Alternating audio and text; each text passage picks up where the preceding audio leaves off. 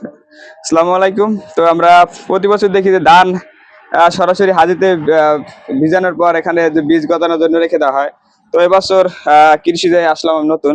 তো আব্বুরে দেখতেছি যে ধানগুলো পুরোপুরি গজ হয় নাই। তো গজ হওয়ার আগে আবার দেখতেছি যে ফলরে ফেলে দিয়ে আবার এটা উল্টি পাল্টি পানি দেওয়া হচ্ছে। তো আব্বুর কাছ থেকে জিজ্ঞেস করি যে আসলে এটা দেওয়ার উপকারিতা কি? আসলে এটা কাজ কি? তো আব্বু, তো এটার কাজ কি? যে আসলে যে ধানগুলো ফলর দিয়ে ফালাই উল্টো পাল্টানো করা হচ্ছে, তো এটা উপকারিতা কি?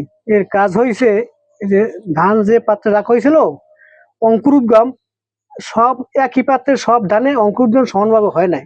কোনটায় কোনটায় কম হয়েছে, কোনটায় গজায় নাই, কোনটা ছোট কোনটা বড়, এটা উল্টাই পাল্টাইয়া একটু পানি আবার দ্বিতীয়বারে পানি দিলে 2 দিন পরে অঙ্কুর আসার পরে 2 দিন পরে পানি দিলে ওই মানে সব ধানটি অঙ্কুরোদ্গম ভালো হয়, বীজ ভালো হয়, বীজ ভালো হলে ফসল গাছ ভালো হয়, গাছ ভালো হয়, ফসল ভালো হয়। 100% আসার জন্য 100% হ্যাঁ, অঙ্কুরোদ্গম করার জন্য করার জন্য আসলে এটা আমাদের করা হয়। এলাকায় ত্যাও পদ্ধতি বলা হয়, এটাকে বলা হয় ত্যাও এটা দেওয়া। তেপদ, হ্যাঁ। তো অনেকেই জানে না, তো আমার ভিডিওটা যারা দেখে শিখবেন তারা আশা করি অনেক কিছু জানতে পারবেন।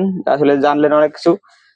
তো এটা পানি দেওয়া হয়, তো এটা পানি ছিটিয়ে পানি দিয়ে হালকা পানি দিয়ে তারপর আবার আগের মতো করে হাদিতে দিয়ে বরফ দিয়ে ঢেকে রাখা হবে। তো আজকে এই পর্যন্তই। আসসালামু আলাইকুম। আমাদের সকলের জন্য দোয়া করবেন। ধন্যবাদ সকলকে।